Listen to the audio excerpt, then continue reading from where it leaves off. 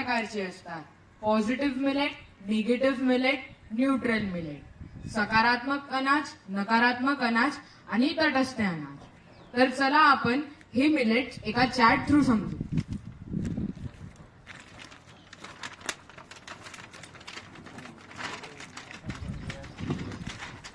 जास्त चांगलं राहणार. आता सेकंड मिलेट आहे म्हणजे न्यूट्रल मिलेट. ते आहे ज्वार, रागी, बाजरा, जो, राजगिरा.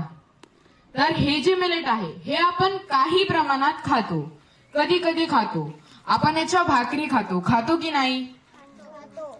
ते आपल्यासाठी खूप चांगले असतात. आणि तिसऱ्या प्रकारचा जो मिलेट आहे तो आहे निगेटिव्ह मिलेट. आता निगेटिव्ह मिलेट कोणते आहे? व्हीट खातो, व्हीट आणि राईस, त्याच्यात लेस दॅन 2% ऑफ डायटरी फायबर आहे. त्याच्यानंतर येतात न्यूट्रल मिलेट. यांना न्यूट्रल मिलेट म्हटले जाते कारण की याच्याने आपल्याला काही डिसएडव्हान्टेजेस भेटतात आणि काही फायदे भेटतात. आणि त्याच्यानंतर आहे निगेटिव्ह मिलेट म्हणजे व्हीट किंवा राईस.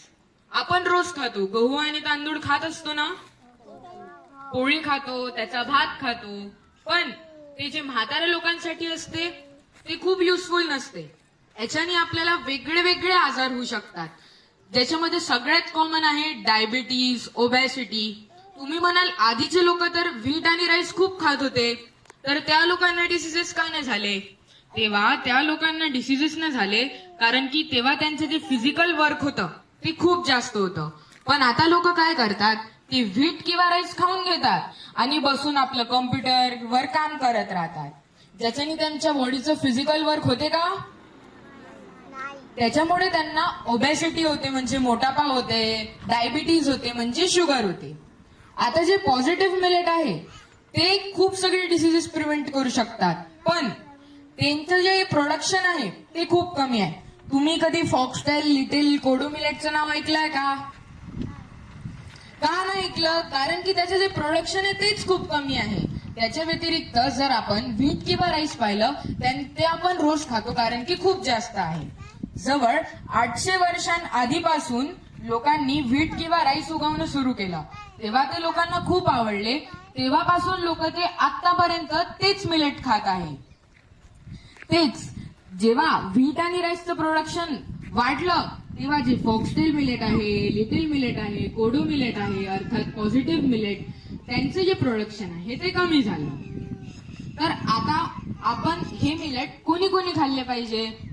हे मिलेट लहान बाळांनी खाल्ले पाहिजे, प्रेग्नंट लेडीनी खाल्ले पाहिजे आणि लॅक्टेटिंग लेडीनी खाल्ले पाहिजे. हे खूप सगळे न्यूट्रिएंटफुल असतात आणि खूप हेल्प करतात बॉडीला. तर आता हे कोणते डिसिजेस कंट्रोल करू शकते? डिसिजेस जसे की डायबिटीज, ओबॅसिटी, वेट लॉस किंवा वेट गेन करायचं असेल, कोलन कॅन्सर सुरू करते. ज्या बाया काही काम न करू शकत ते याचा एक बिझनेस म्हणून वापर करू शकतात. ते याचे वेगळे वेगळे पदार्थ बनवू शकतात आणि विकू शकतात.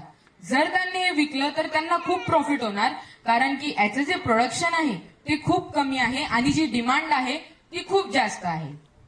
आता मिलेट्सला उगवायचे काय फायदे आहेत? मिलेट्स आपण कोणत्याही वेदर कंडिशन्स मध्ये उगू शकतो. आता समजा तुम्ही गहू किंवा तांदूळ किंवा दुसरी कोणतीही क्रॉप उगवत असाल, तुम्हाला त्याच्यात खूप जास्त मॅन्युअर, फर्टिलायझर आणि पेस्टिसाइड्स लागणार. त्याच्याशिवाय आपल्याला शेती करायला पाणी पाहिजे, त्याचा पण एक वेगळा प्रॉब्लेम होतो. आता हे सगळं खाल्ल्याने काय होणार तुम्हाला बॉडीमध्ये? स्ट्रॉंग होणार की नाही? याच्याने कोणते कोणते पदार्थ बनवणार? याच्याने आपण वेगळे वेगळे पदार्थ जसे की पोरेज म्हणजे खीर, दलिया, खिचडी, डोसा, इडली, आप्पे बनवू शकतो.